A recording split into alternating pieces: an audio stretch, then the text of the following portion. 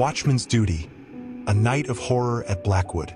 The iron gates of Blackwood Asylum loomed like a skeletal grin against the inky night sky. Rain lashed against them, a relentless drumming that mirrored the nervous rhythm of John's heart. Tonight was his first night on the graveyard shift at Blackwood, a place whispered about in hushed tones around town. John, a man more comfortable fixing leaky faucets than facing the unknown, took a deep breath and pushed open the gate. Blackwood wasn't a modern facility with sterile walls and fluorescent lights. It was a hulking Victorian mansion, its grandeur long consumed by neglect. Ivy crawled up its cracked facade like skeletal fingers, and the windows, once grand, were boarded shut except for a few sparse squares of flickering gaslight. John fumbled with his keys, the metal cold and damp in his clammy hands. The lock groaned in protest as he finally pushed open the heavy oak door. A stale, fetid air assaulted him, a cocktail of dust, mildew, and something far more unsettling, a metallic tang that sent a shiver down his spine. The dim glow of his flashlight barely pierced the gloom. The cavernous main hall stretched before him, its high ceiling lost in shadows. John swallowed, the enormity of the place wrapping a suffocating silence around him. His supervisor, a gaunt man named Mr. Crowley with eyes that seemed to hold forgotten horrors, had briefed him earlier. "Just patrol the grounds, John," he had rasped. "Keep an eye on the security cameras, that's all. Don't go poking around you don't need to." John gripped his flashlight tighter, Mr. Crowley's cryptic warning hanging heavy in the air. The security room was a cramped space at the back of the hall. Its only occupant was a dusty old monitor with a dozen flickering black and white squares, the asylum's eyes. John settled into the creaking chair, the faint hum of the monitor a constant in the oppressive silence. The feeds were mostly unremarkable. Empty hallways, flickering lights, cobwebbed corners. But then, on camera 5, something caught his eye. The ward. It was a large, high-ceilinged room with barred windows. In the flickering light, John saw figures huddled in the shadows, skeletal forms wrapped in tattered blankets. They seemed to be rocking back and forth, a silent, unsettling chorus. But one figure stood apart, tall and gaunt, its back to the camera. Its head was cocked at an unnatural angle, seemingly staring straight into the lens. The hairs on John's neck prickled. He zoomed in, trying to focus on the solitary figure. But just as he did, the screen flickered, and the ward went dark. John's heart hammered in his chest. Was it a technical glitch, or something more? He checked the other cameras, but they all seemed normal. Unease gnawed at him, a feeling that something wasn't right. Determined to investigate, John grabbed his flashlight and a heavy metal pipe he found propped in the corner, a makeshift weapon against his better judgment. He approached the ward door with trepidation. The rusty hinges screamed in protest as he pushed it open, the sound echoing through the silent corridors. The air inside the ward was thick and heavy, the smell of decay even stronger here. John's flashlight beam danced across empty cots and overturned tables. The figures he'd seen on the camera were nowhere to be found. He approached a row of padded cells, their metal doors hanging open like macabre smiles. Each cell was dark and silent, except for the one at the very end. A soft, rhythmic scratching sound emanated from the cell. John held his breath and cautiously peered inside. In the dim light, he saw a figure hunched over on the floor, its back to him. It was thin and skeletal, its long hair matted and caked with filth. As John got closer, the scratching stopped. The figure slowly turned its head, and John froze. There were no eyes in its sockets, just hollow pits that seemed to stare into his soul. Its skin was stretched taut over its bones, and its mouth was twisted into a grotesque grin that revealed rows of jagged teeth. A guttural growl ripped from its throat, a sound that sent a wave of terror crashing over John. He turned and ran, his legs pumping like pistons. He didn't stop until he burst back into the security room, slamming the door shut behind him. He collapsed into his chair, chest heaving. The horrifying image of the creature burned into his mind. He frantically flipped through the camera feeds, but the ward remained shrouded in darkness. As John tried to catch his breath, a new sound reached his ears, a low, rhythmic chanting coming from somewhere within the building. It seemed to be getting closer, the voices growing louder and more distorted with every passing second. John was trapped, a fly caught in a web of unimaginable horror. The chanting grew closer, echoing through the vast halls of Blackwood. John huddled deeper into his chair, his flashlight beam casting a small circle of feeble light in the encroaching darkness. The chanting was no longer human.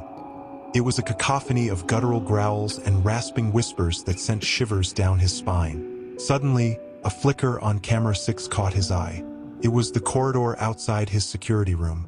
Panic surged through him as he saw a dark figure shambling towards the door, its silhouette grotesque and inhuman. John scrambled to his feet, his makeshift weapon clutched in his sweating hands. The chanting stopped. An agonizing silence descended, broken only by John's ragged breaths. He braced himself against the door, his heart hammering against his ribs. Then, a blood-curdling thud echoed through the hall. The door splintered inwards, a grotesque claw ripping through the wood. A figure emerged from the broken doorway. It was the creature from the cell, but somehow even more horrific. Its once gaunt frame bulged with an unnatural musculature, its skin stretched taut over pulsating veins. Its eyes, two burning points of malevolent red, locked onto John. John screamed and swung his pipe with all his might, connecting with the creature's shoulder. The metal buckled, but the blow seemed to have no effect. The creature let out a roar that shook the room, its razor-sharp claws flashing in the dim light. John stumbled back, tripping over debris as he desperately searched for another escape route. There was none. The windows were boarded shut. The door lay in splinters at his feet. He was cornered, a helpless prey in the jaws of a nightmare. With a terrifying speed, the creature lunged. John raised his pipe in a futile attempt to defend himself, but it was swatted aside like a twig. Pain exploded in John's leg as the creature's claws ripped through his flesh. He screamed, a primal cry of agony and terror. The creature, its red eyes gleaming with sadistic pleasure, raised a claw for the final blow. But then, a new sound filled the air, a high-pitched, shrill scream, unlike anything John had ever heard.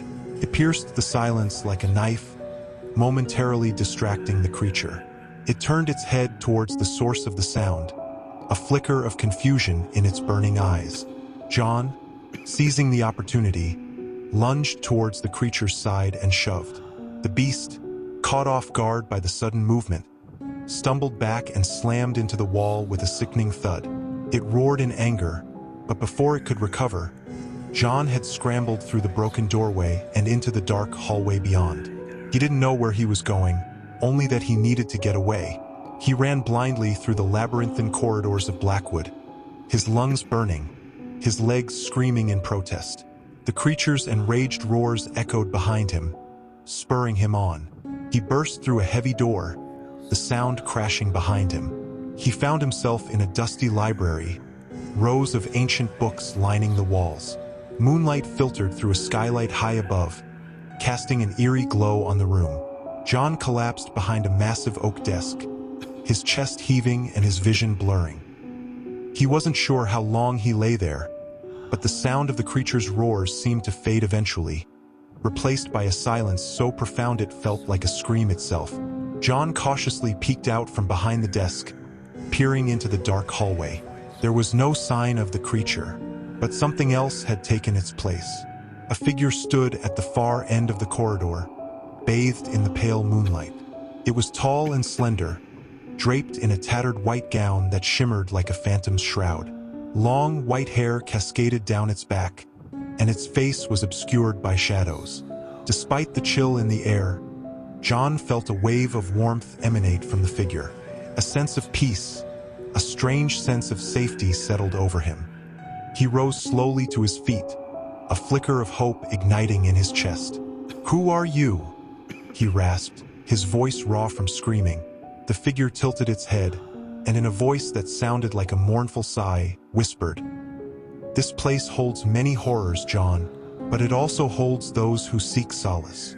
The figure extended a skeletal hand towards him. John hesitated, a war of fear and hope raging inside him. Finally, with a trembling hand, he reached out and took it. The world around him dissolved into a swirling vortex of light and darkness. When John opened his eyes again, he found himself back in the security room, the flickering glow of the monitor the only source of light. He looked down at his hand. The gash from the creature's attack was gone. No trace of the horrific ordeal remaining. He checked the cameras. The ward was still shrouded in darkness, but the chanting wasn't coming from anywhere.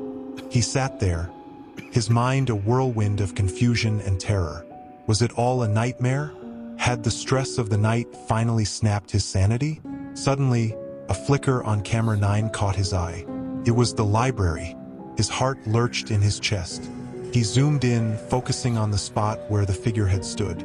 There, bathed in the moonlight, was a single white rose, its petals perfect and unblemished.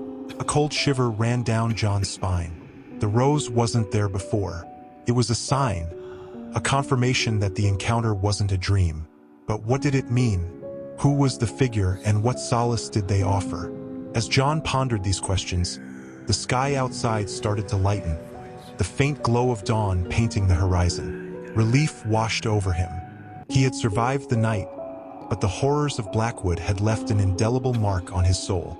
The rest of his shift was uneventful. Mr. Crowley arrived just as the sun was rising, his face etched with a weary concern. John didn't mention the creature or the figure. He simply said the night had been quiet, a lie that stuck in his throat like sandpaper. Leaving Blackwood at sunrise felt surreal. The air outside seemed fresh and vibrant, a stark contrast to the oppressive darkness within. John drove away, his mind replaying the events of the night. He knew he couldn't stay at Blackwood. The place was a vortex of fear, and he was no longer the naive man who had stepped through its gates. Days turned into weeks, then months. John quit his job at Blackwood, finding solace in the mundane routine of his old life. Yet the memories refused to fade. He dreamt of the creature, its red eyes burning into his soul. He dreamt of the figure, the white rose a beacon in the darkness. One night, he woke up from a nightmare, drenched in sweat. The image of the library flashed in his mind, and with a sudden clarity, he knew what he had to do. He needed to understand. John returned to Blackwood, not as a watchman, but as a researcher. He delved into the asylum's forgotten records, piecing together its dark history.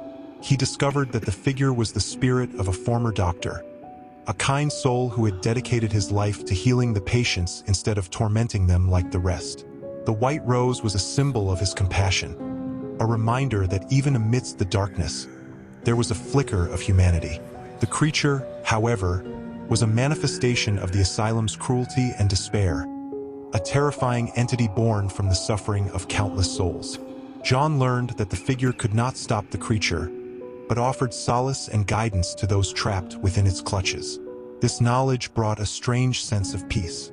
He wasn't just a witness to horror. He had inadvertently become a part of Blackwood's story. He started visiting the library regularly, leaving a single white rose every time. It became a ritual, a way to honor the doctor's memory and offer a silent prayer for those forever trapped within the asylum's walls.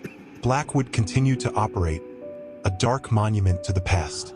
But through John's visits, a tiny flicker of hope remained. The white rose, a symbol of resilience amidst the shadows, became a secret known only to him and the spirit within the library.